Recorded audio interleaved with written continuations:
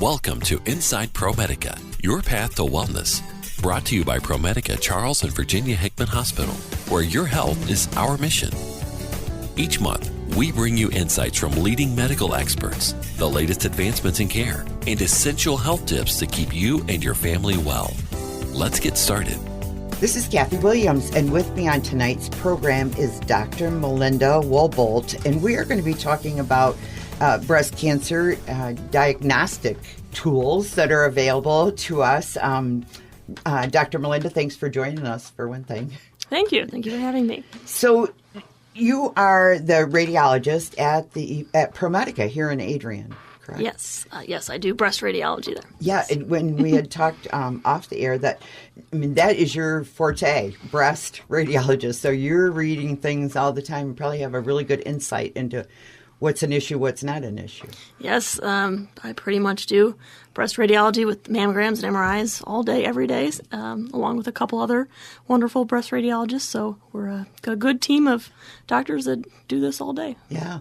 Well, I think, with more awareness on breast cancer, especially, unfortunately, kind of just during the month of October, we really highlight it. But as a general rule, I think it is becoming more pertinent, and people are becoming more aware of it. They're a little bit more in tune to what to watch for, maybe? Yeah, I think a lot of awareness is getting out with how common and prevalent breast cancer is, how many women it affects, and I think it's important to continue just making people aware of how important getting your annual mammogram is, catching things early, catching things small, and when they're easiest to treat. Mm-hmm. Now, what kind of diagnostic tests then are available now for detecting breast cancer? So mammograms are our best screening and diagnostic tool. Mm-hmm. They are essentially a low-dose X-ray that shows us the breast tissue and allows us to detect very small masses or abnormalities before they can even be felt. So it's important to get mammograms every year. It allows us to compare this year's mammogram to last year's. It allows us to notice small changes. If we do see something that has changed, or if there's an area that's just looking a bit different than the rest of the tissue, we may call you back and do what we call a diagnostic mammogram. If the area still continues to look a little bit abnormal, we sometimes do an ultrasound of that location.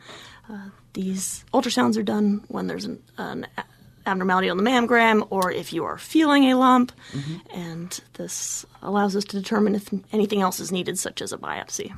So can other health changes affect breast cancer testing, like a major weight loss, major weight gain, any of those kind of things? Or by having the test done every year, you can tell what other changes might be going on?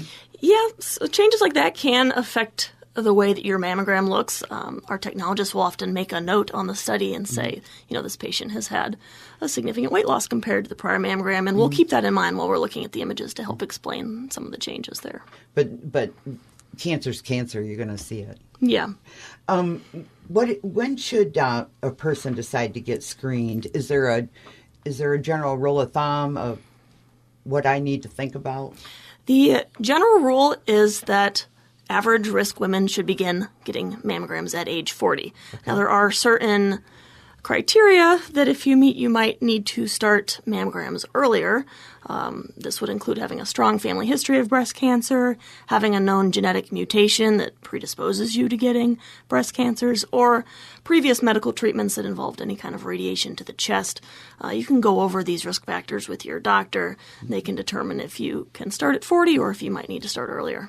Especially if it's a close family relative, a sister or mother. Yes, kind of first-degree relatives, especially if your relative have had cancer young, that might qualify you for earlier screening. Exactly. So what are I know there's a lot of misconceptions as far as mammograms go. What are some of those, and how can we help educate our community better to not be afraid of this? I think the main things that women refer to when they're hesitant about getting a mammogram is, one, it being painful, mm-hmm. and two, being exposed to levels of radiation. Okay. As far as the pain aspect, we really do work with patients to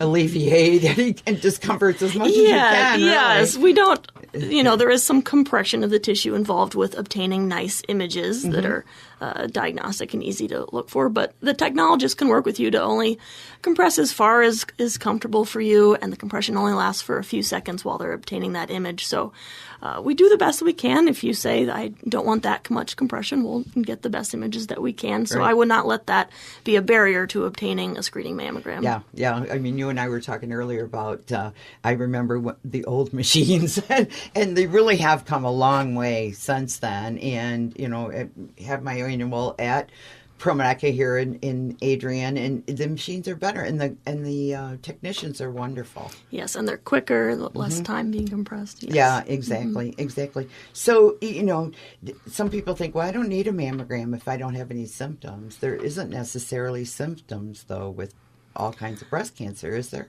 Correct, especially with the quality of imaging that we have nowadays. A lot of the cancers that we're detecting are only a few millimeters. Some are considered precancerous.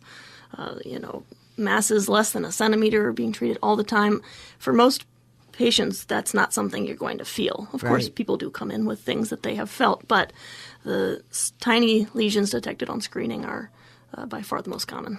And those, by treating early, you can prevent catastrophes maybe down the line. Right.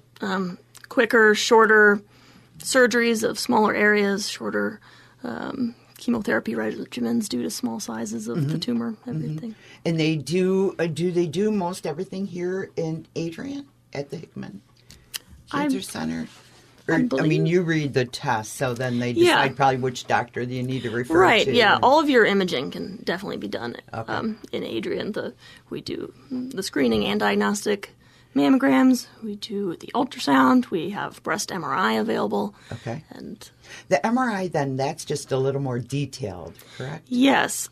Certain patients qualify to have MRIs done. These are predominantly women at higher risk or women with dense breast tissue.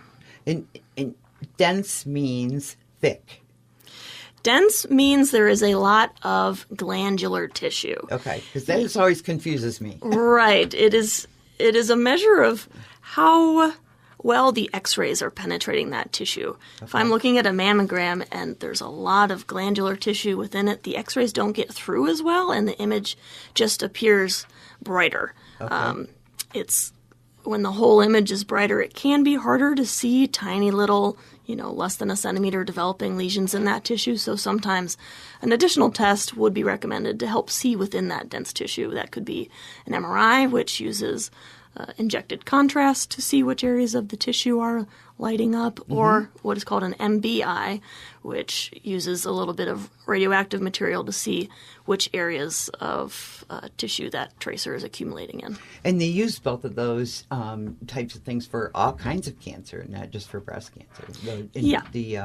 Yes, we do. The MRI is becoming... What's the word I want? Yeah, like a radiotracer or radioisotope. Yeah. There's lots of different types of them that accumulate in different types of tissue. Yeah. We use the one that goes to the breast cells in our tests.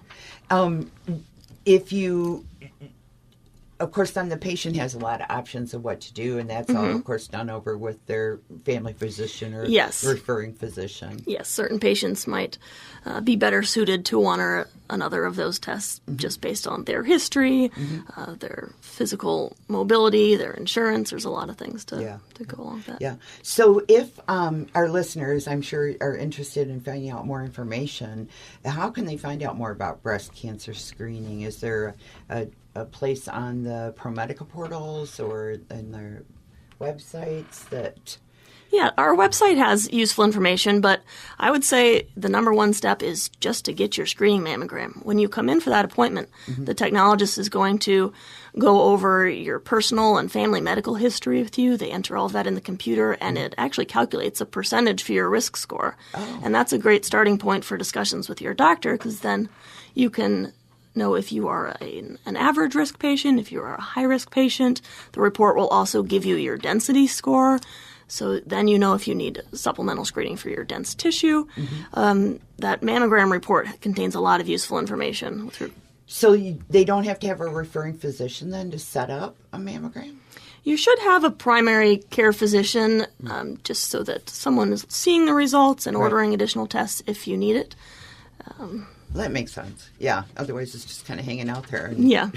I don't know how to read all those test results on my portal ever. Sometimes I do, but not always. Well, Dr.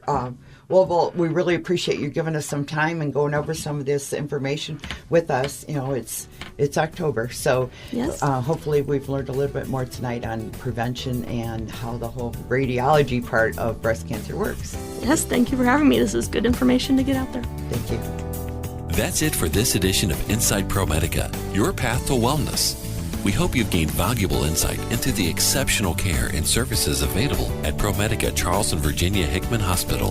For more information or to connect with our healthcare team, visit promedica.org/Hickman. Take care, stay well, and join us again on the last Tuesday of each month at 6:20 p.m. for another edition of Inside ProMedica, your path to wellness. You can also listen to these programs as podcasts anytime under the On-Air Audio tab at WLEN.com.